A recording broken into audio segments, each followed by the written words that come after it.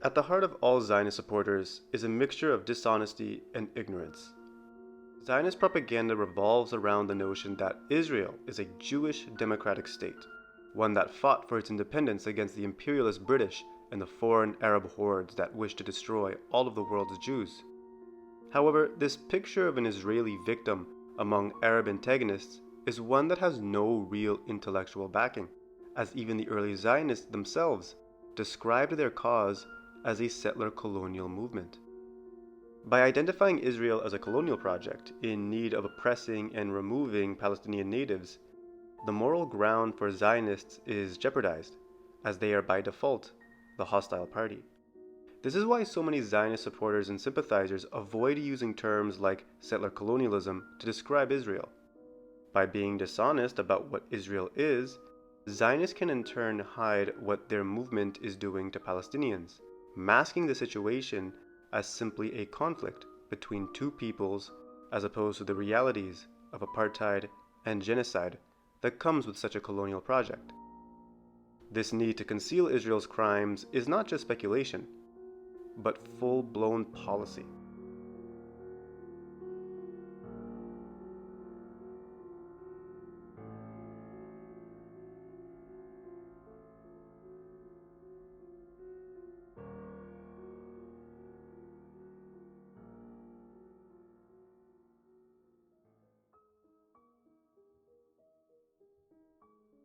In 2011, Israel's parliament, the Knesset, passed Amendment 40, which called for the Ministry of Finance to withhold funds to any institution and organization that declares the Nakba of 1948 to be a historical event worthy of mourning.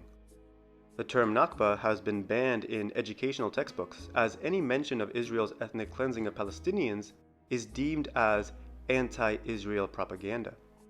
In fact, the terms Palestine and Palestinians are rarely, if ever, mentioned in Israeli school textbooks, being mostly represented as simply Arabs who are refugees, farmers, and of course, terrorists. The massacres of Palestinians in 1948 are not denied but rather excused, as many Israeli scholars and teachers, such as Dr. Benny Morris, depicts the massacres as a necessary evil to create the Jewish state, and were, in his view, not war crimes. Nevertheless, the Israeli state has made an effort to soften the severity of the atrocities and cover them up, with the Defense Ministry even removing historical documents related to the Nakba from public Israeli archives. Because of this intensive propaganda against Palestinians and the masterful revisionism of Israel's history, most Zionists and Israeli civilians are in denial of the actions committed by their political camp, with 2/3 of Israeli Jews not even believing that the West Bank is under occupation. The effort to conceal Israel's history and actions in relation to the Palestinians is crucial in maintaining a narrative of moral justification for the country's ongoing atrocities. But once we've identified Zionism as a settler colonial project, it is easy to see how blatant the crimes of apartheid and genocide are played out. While there is a universal consensus on the Nakba being a historical event that constituted the massacre and forced displacement of Palestinians, there is still much attention on whether or not it can be considered a genocide. Now, the term genocide carries with it a lot of political and legal weight, with many scholars disagreeing with what exactly even constitutes genocide. You see, to call something a genocide would entail that the crime be legally dealt with on an international scale, as it is recognized as being the crime of crimes. Zionists have a particular sensitivity regarding the term genocide, as the memories of the Holocaust remain to be the primary motive for why a Jewish state should exist, irrespective of the atrocities committed to Palestinians. The Holocaust has definitely taken the imagination of what the genocide ought to look like, with it being one of the most extreme examples, and its aftermath having birthed the legal applications for its usage.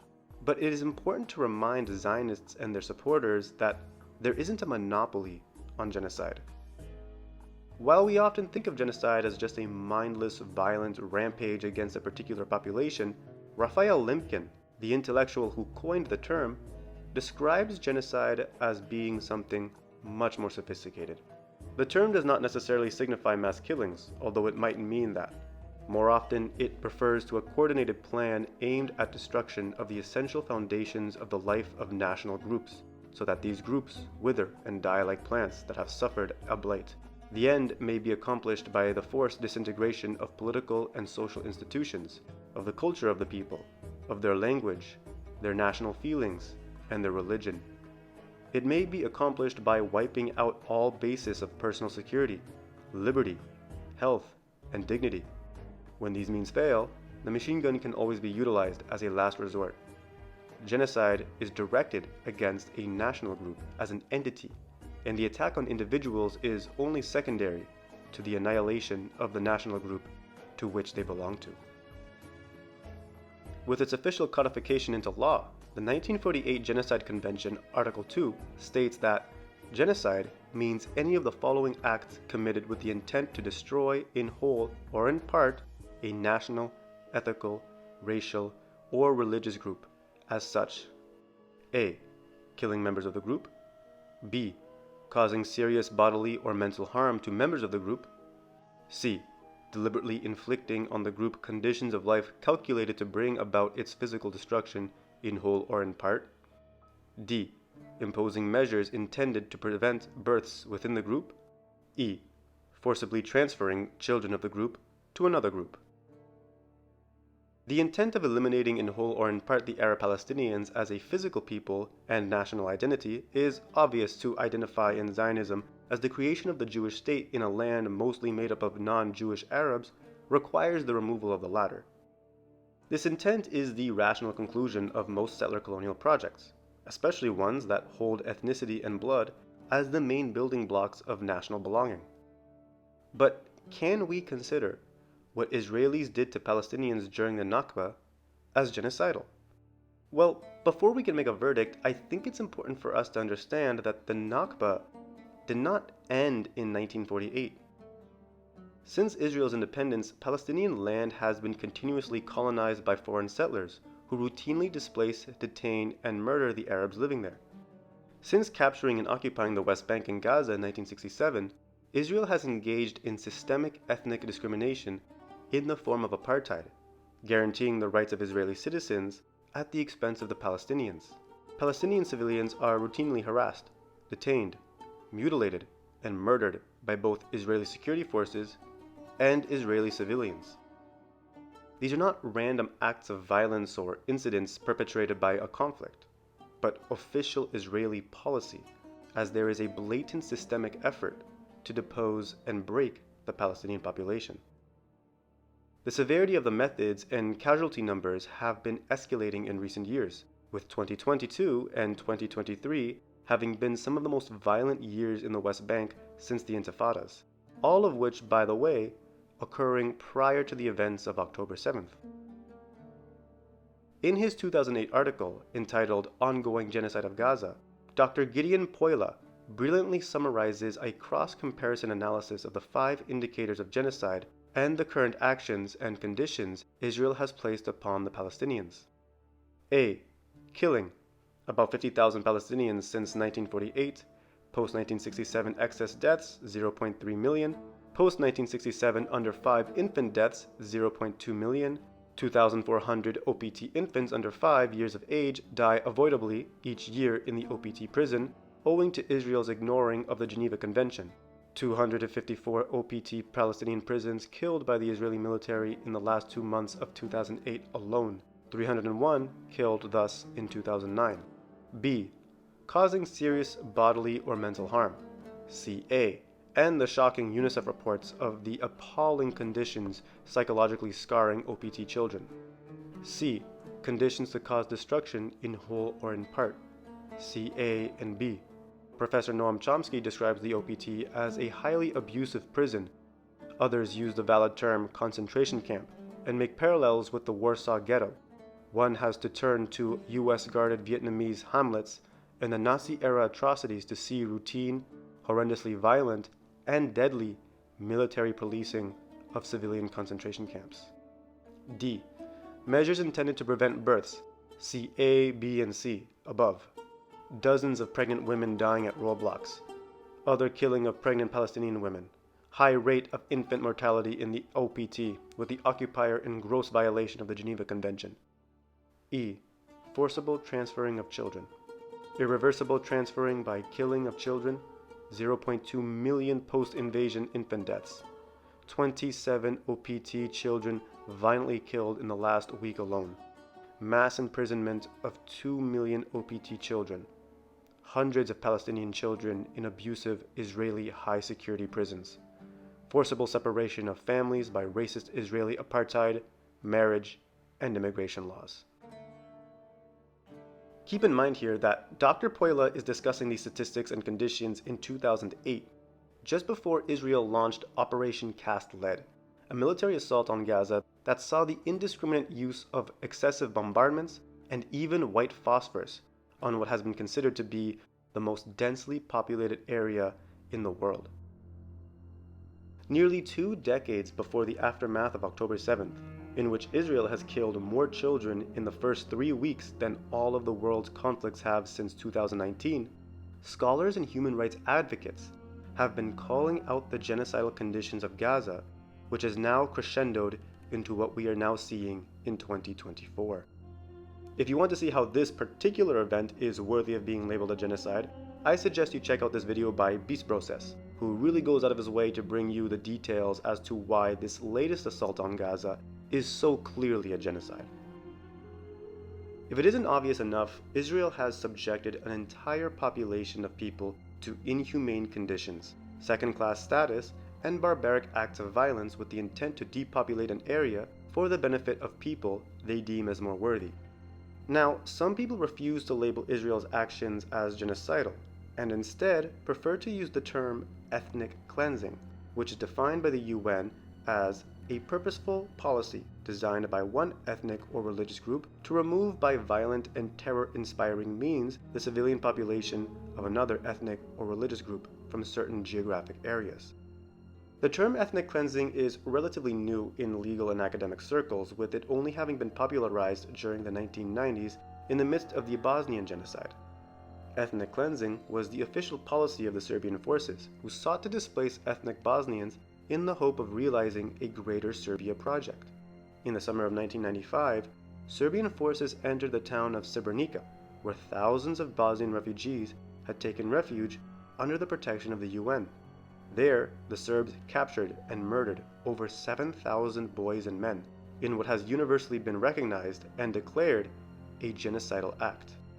You see, although the term ethnic cleansing was employed by the Serbs and much of the international public in describing what was happening to Bosnians, the perpetrators were ultimately convicted for the crime of genocide. Why? Well, because ethnic cleansing isn't technically a crime that one can be brought to justice for. There is no real legal basis for the term, as it is pretty much the same thing as the already legally defined concept of genocide. It's not the act of expelling a particular group alone that's genocidal, but rather how the expulsion is conducted. When the forcible removal of an ethnic group constructively causes physical destruction, it may constitute a genocidal act, specifically a condition of life calculated to bring about a group's physical destruction.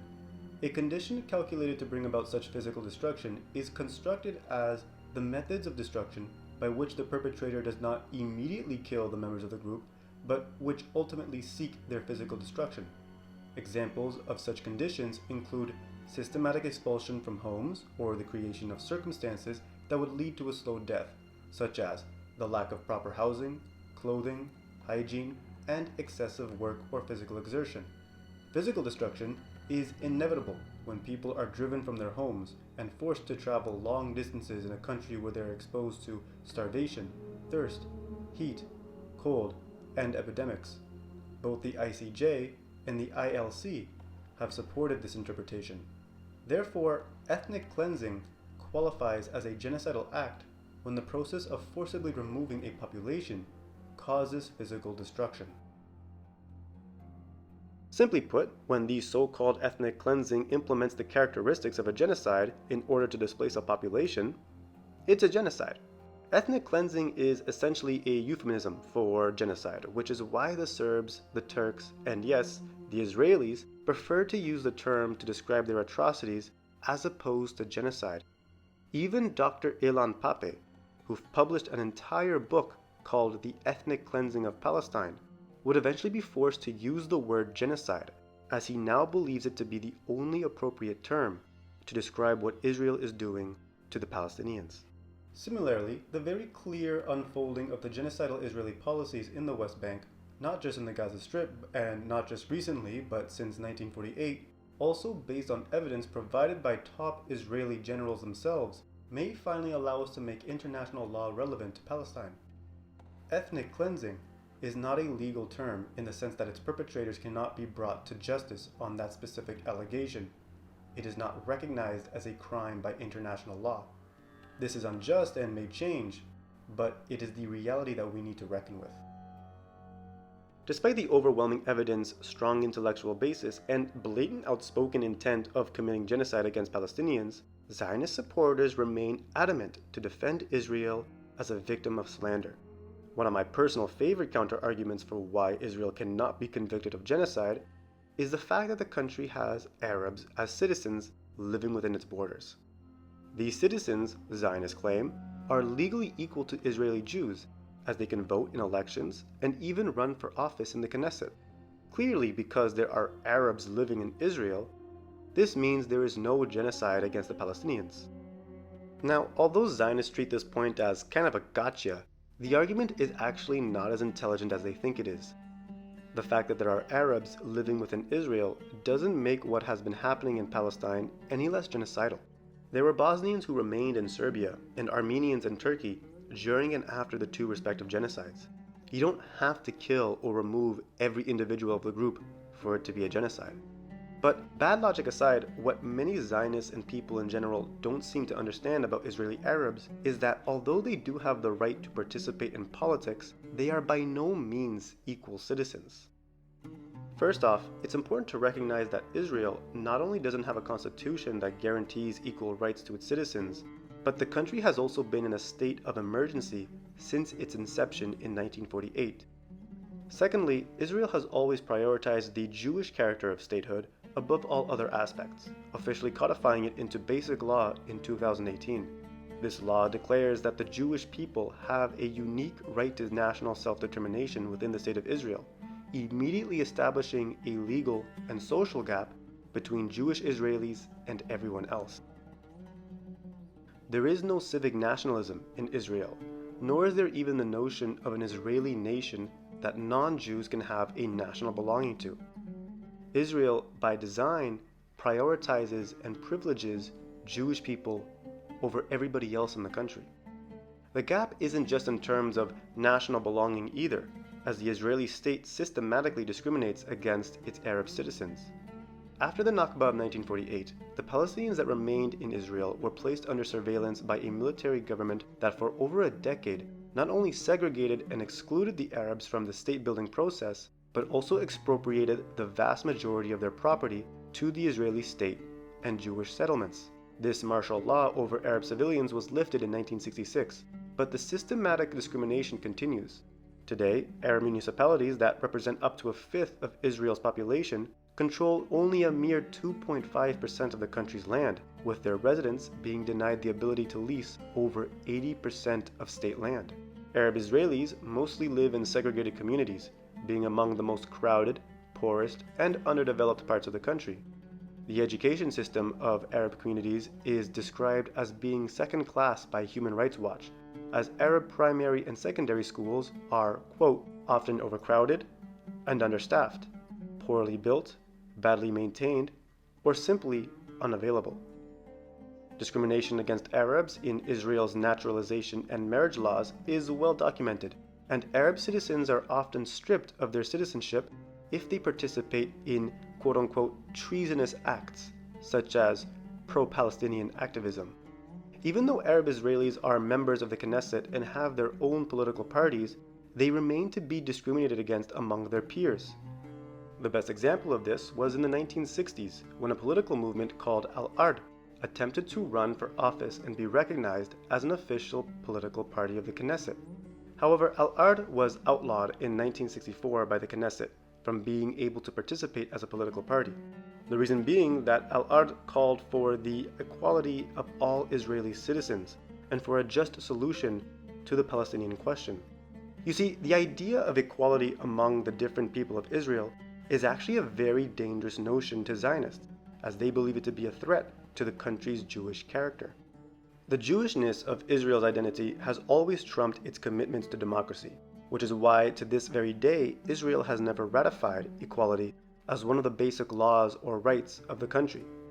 So, no, Zionists, Israel does not treat Arabs as equal citizens. In fact, the state explicitly excludes Arabs from having any real sense of citizenship, as they do not claim the Arab citizens as their own. Israel doesn't even recognize Palestine as a state, or Palestinians as a national identity, hence why Palestinians residing in Israel are simply referred to as Israeli Arabs. This refusal to acknowledge Palestinian nationality and statehood is also the primary reason for why all of the so-called peace process efforts never fell through, as Israel had never made a serious commitment of granting the Palestinians a state of their own. They had no intention to, as they simply refused to even recognize the right of Palestinians to have a state. But it's not just the Palestinians or Israeli Arabs that are subject to Israel's relentless colonial campaign. Since the country's founding in 1948, Israel has bombed and invaded all of its neighbors, starting every single Arab-Israeli war with the exception of the Yom Kippur War of 1973, when Egypt and Syria attempted to regain territory that they had lost to Israel in 1967. Today, Israel continues to occupy the Golan Heights, which are internationally recognized as being Syrian territory. They routinely bomb and assassinate military and civilian targets within the sovereign territory of other Middle Eastern countries. Israel is by far the most aggressive country in the Middle East. What makes Israel particularly dangerous, however, is its explicit disregard for civilian life when conducting military operations. Many Zionists and their sympathizers insist that Israel follows the rules of war, and is in fact the most moral army in the world, as they do their best to prevent civilian casualties. This is simply not true in any sense. Not only are the vast majority of deaths in Israel's wars against Gaza and Lebanon mostly civilian, but it has always been Israel's explicit military policy to target civilian populations during combat. During the early years of the Zionist project, the Haganah and other Jewish militias were being armed and trained by the British Army to confront Arab guerrillas who were revolting against the colonial government.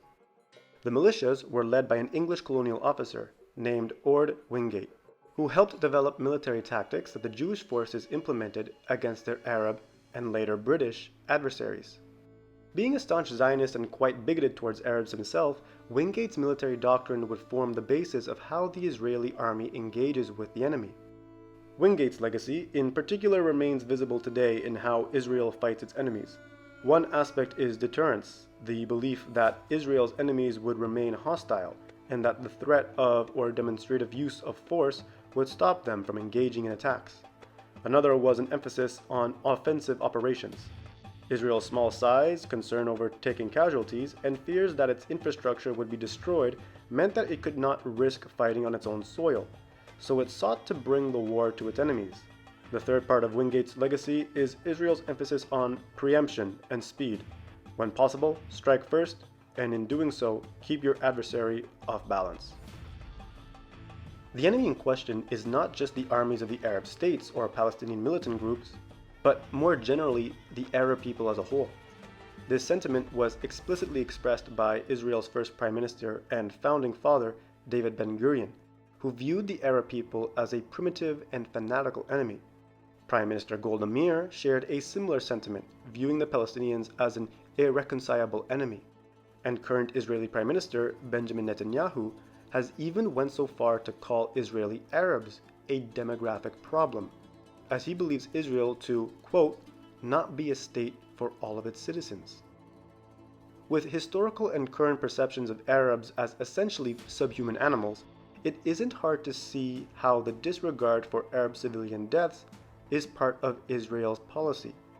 A 1978 interview with then Chief of Staff of the Israeli Army, General Mordechai Gur, demonstrates just how blatant this policy of targeting Arab civilians really is. Is it true that you bombarded agglomerations without distinction? I am not one of those people who have a selective memory. Do you think that I pretend not to know what we have done all of these years? What did we do the entire length of the Suez Canal? 1.5 million refugees. Really? Where do you live? We bombarded Ismailia, Suez, Port Said, Port Faoud, 1.5 million refugees. Since when has the population of South Lebanon become so sacred? They knew perfectly well what the terrorists were doing. After the massacre at Avivium, I had 4 villages in South Lebanon bombed without authorization. Without making distinctions between civilians and non-civilians?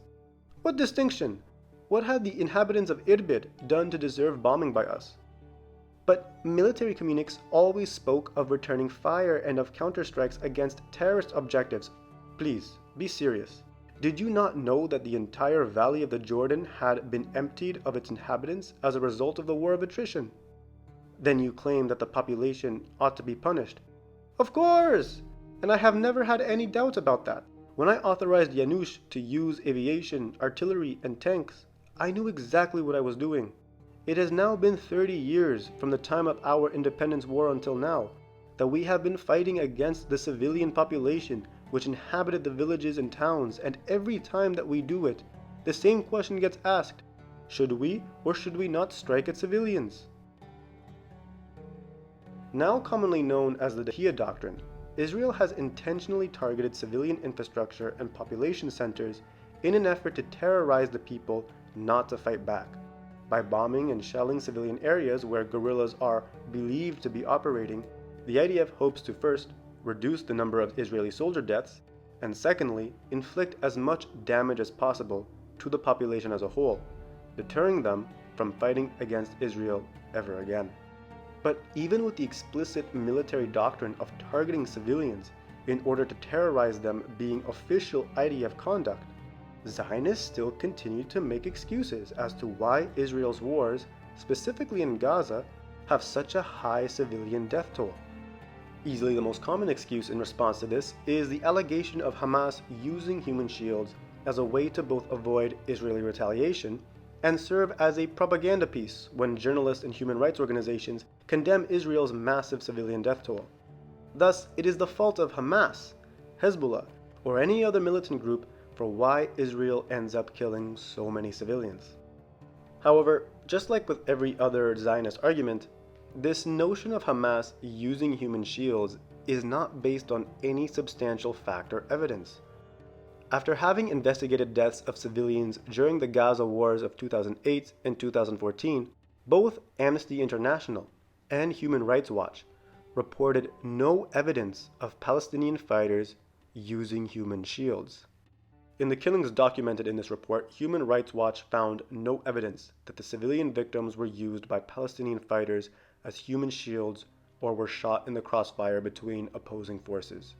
In each of the incidents, Israeli forces appeared in control, and Palestinian fighters had left the area in question. The civilian victims were in plain view and posed no apparent security threat.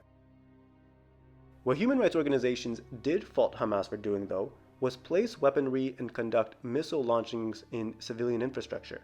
While a violation of international law, conducting military operations in civilian infrastructure is not the same thing as using a human shield, which is when civilians are used against their will to shield a militant during combat. Gaza, being one of the most densely populated areas on the planet, was to eventually run into this problem of having military units and equipment in civilian infrastructure. Another army that was convicted of the same inevitable crime was Ukraine, when Amnesty International accused the Ukrainian military of stationing soldiers and equipment in schools, hospitals, and other civilian populated areas. This report, however, received international condemnation, not so much for the findings of the Ukrainian military bases near civilian areas, but rather for the wording of the accusation. You see, many observers, including members of Amnesty International itself, found that the report unfairly blamed the Ukrainian army for civilian deaths without considering the fact that Russia is the invading army who is routinely bombing Ukrainian cities. Thus, the idea that the Ukrainian army be blamed for the civilian deaths inflicted by Russian bombings was officially recognized as something ridiculous. So, if we are to be consistent, and not total hypocrites, we should also recognize how ridiculous it is to blame Hamas, Hezbollah, or other militant groups for the deaths that Israel's bombs inflict. While there is no evidence of Palestinian armed groups using civilians as human shields, there have been well-documented reports of the IDF using Palestinian civilians as human shields. In the 4 cases researched in detail by Human Rights Watch, eyewitnesses described a night of panic and terror, including death threats, house demolitions, and wider-scale arrests. In each of their cases, the IDF routinely coerced civilians to perform life-endangering acts that assisted IDF military operations. Eyewitnesses and victims described to Human Rights Watch how friends, neighbors, and relatives of wanted Palestinians were taken at gunpoint to knock on doors, open strange packages, and search houses in which the IDF suspected armed Palestinians were present. Some families found their houses taken over and used as military positions by the IDF during an operation, while they themselves were ordered to remain inside. In one case, documented by Human Rights Watch, a civilian was held as a hostage in order to pressure his brother to surrender. This report finds that the IDF is systematically coercing Palestinian civilians to assist military operations. Targeting and killing civilians has always been the Israeli military's policy. The country was literally founded on it. More recently, in December of 2023, 3 Israeli hostages who had been calling for help in Hebrew were shot dead by Israeli forces. The fact that these 3 helpless, shirtless Israeli civilians were shot dead by a battalion of IDF soldiers, brilliantly and tragically, demonstrates just how meaningless civilian life is to the Israeli army. Israel does everything it claims its enemies are doing, and as a result is everything they claim they are fighting: terrorists. The Israeli army has an explicit policy of targeting civilian population centers so that the terrorized people do not engage in retaliation. This has always been the Israeli strategy, but just like the terror bombings of London during the Second World War, the deterrence policy has only created more resentment and reason for average Arab civilians to take up arms. Israel has created all of our enemies, and will continue to create more so long as these policies of deterrence, apartheid, and genocide remain to be covered for by the so-called free world. But what makes Israel's military and colonial policies truly demonstrable isn't just the fact that it is based upon fascism, racism, and a complete disregard for international law. Really, at its core, everything Israel is doing is a complete strategic failure. Israel's policies of deterrence have not only made it more dangerous for its neighbors and the wider region, but also for its own civilians, who will have to live in a world where they are unsure if the victims of their nation's policies will one day retaliate. As a colonial project, Israel is doomed to fail, not just because it made bad neighbors, but because it never included the native population into its nation. Israel has no intention of ever including the Palestinians into its colonial project, and instead relies on selective immigration to maintain its desired demographic balance. This model of settler colonialism is fundamentally unsustainable and will eventually fail. So even if we were to entertain the fascist position of Zionism without any regard for the Palestinians as people, supporting Israel would still be something devoid of any real strategic or intellectual value. There is just no moral or intelligent reason to support Israel and its war against Palestinian civilians.